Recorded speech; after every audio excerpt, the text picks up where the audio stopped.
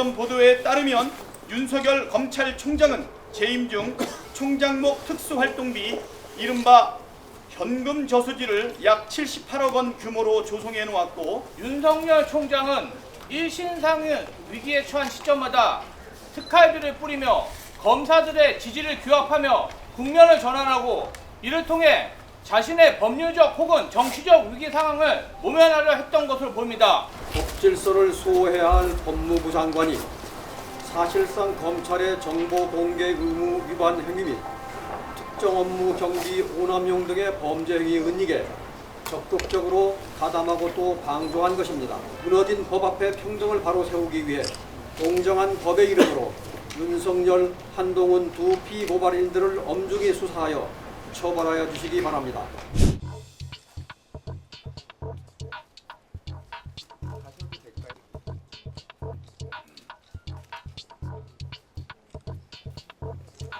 예, 안녕하세요. 네, 더불어민주당 검찰 독재 정치 탄압 대책위원회 기자분들께 감사의 말씀드립니다.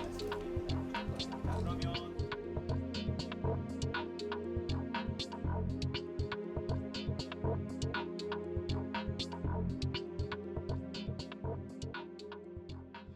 특활비 범죄에 윤석열 대통령과 한동훈 전 법무부 장관을 고발합니다. 국민의 혈세를 쓰는 곳에 성역은 있을 수 없습니다. 2022년 12월 27일 윤석열 대통령이 국무회의에서 했던 말입니다. 그러나 윤석열 대통령이 몸담았던 검찰이야말로 국민 혈세를 가장 멋대로 쓰는 성역 중의 성역이었음이 검찰 특활비 논란을 통해 명명백백히 드러났습니다.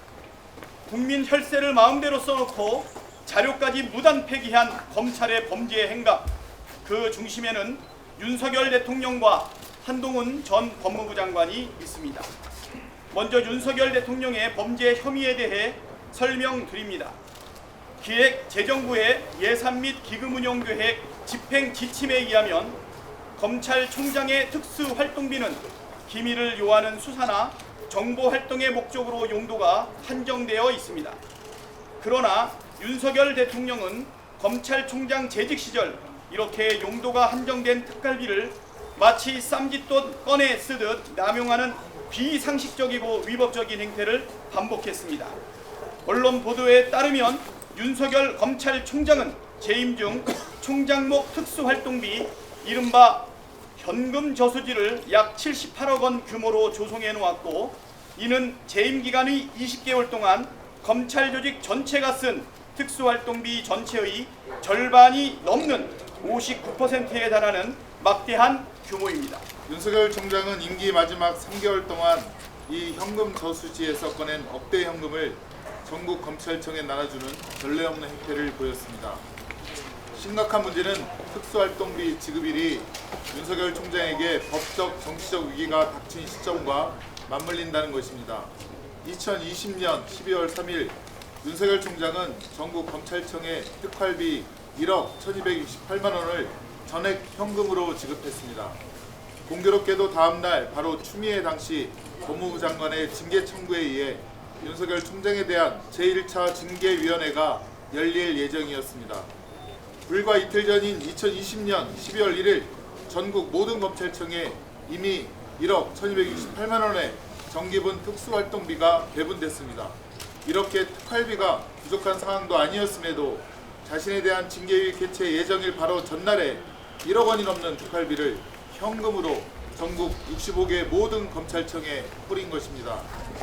이렇게 12월 1일, 12월 3일 이미 두 차례나 특활비를 뿌렸음에도 윤석열 총장은 다시 12월 14일 2억 4,700만 원의 특활비를 전국 28개 검찰청에 차등 분배합니다. 이날은 윤석열 총장의 징계 수위를 결정하는 2차 징계위원회 개최일 바로 전날이었습니다. 이뿐만이 아닙니다. 2021년 2월 8일 윤석열 총장은 전국 검찰청에 특활비 3억 4,600만 원을 뿌립니다. 총장 임기 중 건당 집행액 기준으로 가장 많은 금액이었습니다. 공교롭게도 이날은 윤석열 총장에게 제기된 여러 의혹 중 하나였던 판사 사찰 의혹, 즉 직권남용 혐의에 대해 서울모든검찰청이 혐의 없음 처분을 내린 날입니다. 불과 일주일 전 2월 1일 전국 65개 모든 검찰청에 1억 원이 넘는 정기분 특수활동비가 배분됐기에 특활비가 부족한 상황은 더더욱 아니었음에도 직권남용 혐의에 대한 처분이 있던 날 임기 중에 가장 많은 특활비를 전국 검찰청에 뿌린 것입니다. 이처럼 윤석열 총장은 일신상의 위기에 처한 시점마다 특활비를 뿌리며 검사들의 지지를 규합하며 국면을 전환하고 이를 통해 자신의 법률적 혹은 정치적 위기 상황을 모면하려 했던 것으로 보입니다. 국민 세금으로 운영되는 특활비가 윤석열 총장 정치 자금입니까?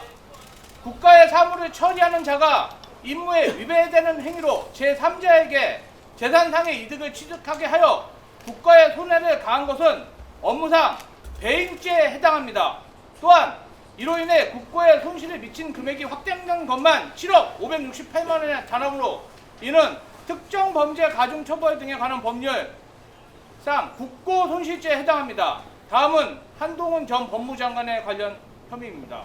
지난 2023년 4월 13일 대법원은 시민단체의 특활비 정보공개 청구 소송에서 2017년 1월부터 2019년 9월까지 대검과 서울지검이 사용한 특수활동비, 특정 업무 경비, 업무 추진비 사용 내역과 제출 증빙 자료를 공개하라고 판결한 바 있습니다. 그러나 실제 검찰이 제공한 자료를 보면 상당한 기간의 자료가 불법 폐기되어 존재하지 않았으며 공개된 자료에도 특정 업무 경비와 업무 추진비 영수증이 보이지 않을 정도로 흐리게 복사된 것이 절반이 넘었으며 음식점 상호와 카드 결제 시간까지 가려진 영수증도 있었습니다. 대법원 판결을 무시하고 국민의 알 권리를 조롱한 처사였습니다. 그러나 이에 대해 한동훈 장관은 2024년 7월 26일 국회 법사위에 출석해 영수증을 오래 보관하다 보면 잉크가 휘발된다. 6, 7년 되고 오래된 것이니까 잉크가 휘발된 것이라고 진술했습니다. 법질서를 수호해야 할 법무부 장관이 사실상 검찰의 정보 공개 의무 위반 행위 및 특정 업무 경비 오남용 등의 범죄 행위에 은닉해 적극적으로 가담하고 또 방조한 것입니다. 이는 법무부 장관이 검찰 사무를 감독할 직권을 남용하여 시민단체의 알 권리 및 국회의 행정부 감시에 관한 권리 행사를 방해한 것으로 형법상 직권남용죄에 해당합니다. 검찰의 특활비 범죄 행각이 드러나는 상황에서 이를 제대로 수사하지 않는 것은 수사기관의 명백한 직무유기입니다. 무너진 법 앞에 평등을 바로 세우기 위해 공정한 법의 이름으로 윤석열, 한동훈 두 피고발인들을 엄중히 수사하여 처벌하여 주시기 바랍니다. 검찰 독재정치 탄압 대책위는 앞으로도 가능한 모든 수단을 동원해 특활비 남용 범죄의 실태를 국민 앞에 낱낱이 밝히겠습니다. 2024년 4월 17일 더불어민주당 검찰 독재 정치 탄압 대책위원회. 이것으로